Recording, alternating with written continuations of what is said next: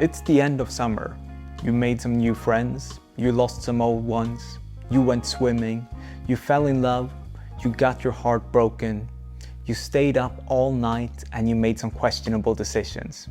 These are the summers you remember, the ones that stay with you. So I sat down and looked at what makes a summer film not just great, but what makes them feel like summer. And these are the results. First, it needs to have long nights. You know, those evenings when the sun sets really late and you just stay up until the sun comes up again.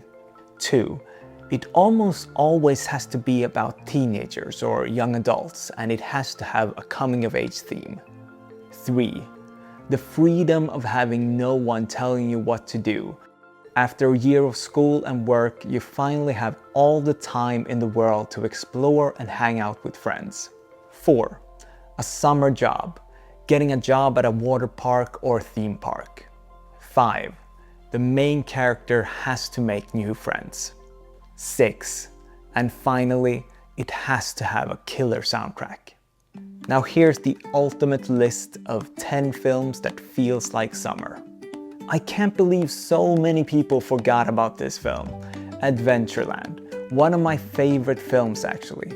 Jesse Eisenberg plays James, a high school graduate that has plans to go to Europe for the summer, but his parents can't afford it, so he has to take a job at the local theme park Adventureland, where he meets Kristen Stewart's M. This is the perfect 80s nostalgia summer film. Funny, great cast, and it has one of the best soundtracks ever. And it's nostalgic because we all remember those boring summer jobs that you felt forced to go to when you just wanted to hang out with your friends. It felt like you were wasting your summer.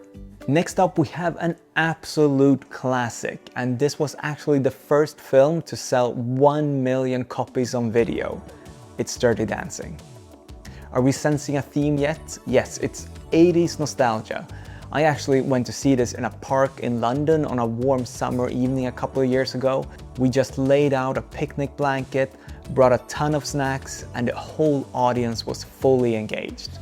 In Dirty Dancing, for the few people that haven't seen it, Baby, played by Jennifer Grey, and her family go to a luxurious resort for the summer.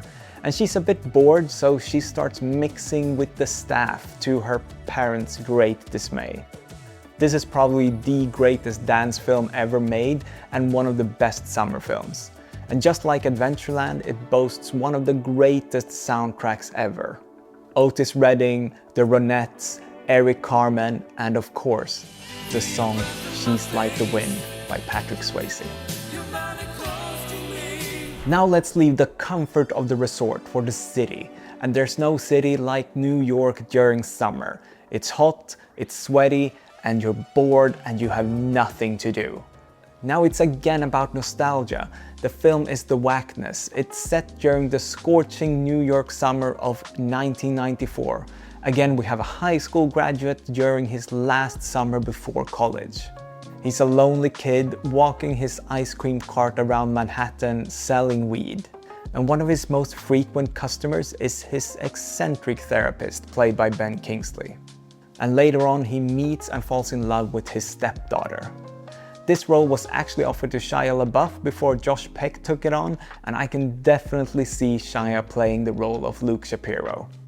This film really focuses on style with a ton of great stylistic scenes. It feels like director Jonathan Levine really threw everything at it.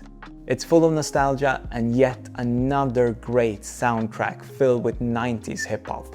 We're staying in New York. During the 1990 Academy Awards ceremony, Kim Basinger, who presented the Best Picture Oscar, called out the Academy for not nominating this next film. But there is one film missing from this list that deserves to be on it because, ironically, it might tell the biggest truth of all, and that's Do the Right Thing. This is probably the best summer movie ever made, but also one of the absolutely greatest films ever made, period. It's, in my opinion, Spike Lee's best work, where he himself plays the lead as Mookie, the pizza delivery guy. This film is shot on just one block in Brooklyn and set during one day. And this block is full of life. You have the pizzeria, the corner store, Samuel L. Jackson's radio presenter, the drunk, the matriarch, the cops, Radio Raheem, and much, much more. And this is definitely the hottest movie ever made. It's sweaty, it's colorful, and you can feel the angst, anger, and frustration that leads to the inevitable conclusion. I think we're all noticing a pattern here. Great music, and the 80s makes for a great film. For my next pick, Before There Was, It Follows, David Robert Mitchell directed his debut feature, The Myth of the American Sleepover. Imagine It Follows, but without the horror element. It's again the last week of summer, and no film captures it better than this one.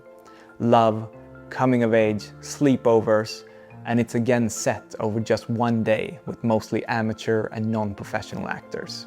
This film has that 2010 indie style. It's a bit gritty and has that bluish tint that conveys summer evenings going into autumn. Here we follow several characters as they try to squeeze as much as possible out of the last days of summer.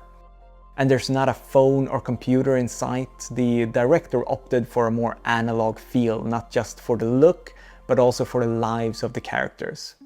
Now for my only summer horror pick. And there's plenty to choose from in this genre. Jaws, I Know What You Did Last Summer, Midsommar. But my choice is Friday the 13th.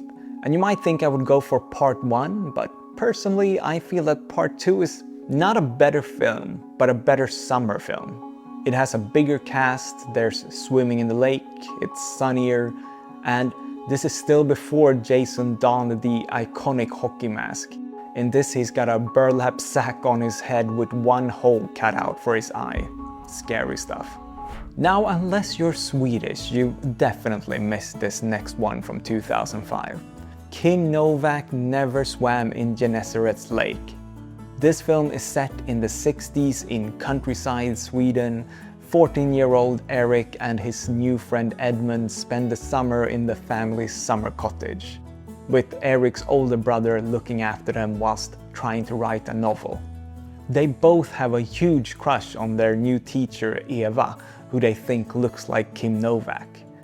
If you want to see a Swedish coming-of-age summer movie, this is one of the best, but it is probably very hard to find with subtitles, unfortunately.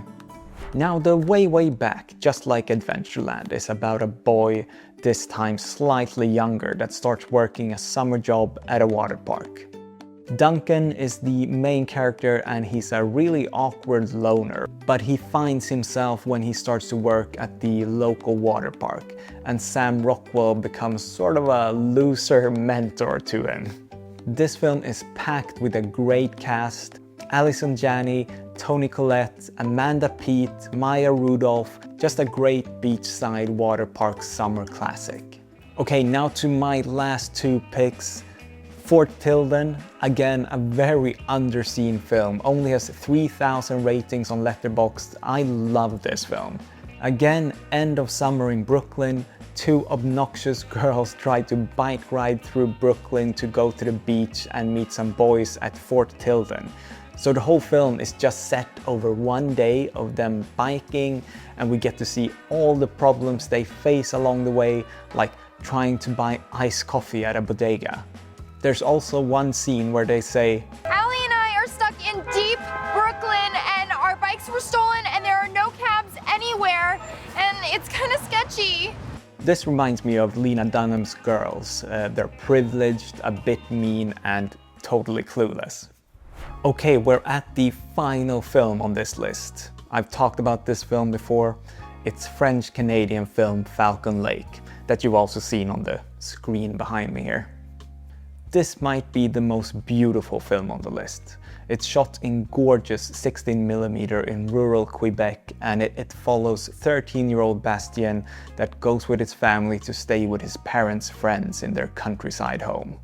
There he meets their 16-year-old daughter, who he strikes up a complicated relationship with. She's older, more experienced, and he really looks up to her at the same time as being enamored by her. Definitely check this one out. So those were 10 films I definitely think you should watch for that end of summer nostalgia, and let me know in the comments if you've seen any of these before and what your favorite summer movies are. And don't forget to like and subscribe, and I'll see you next time.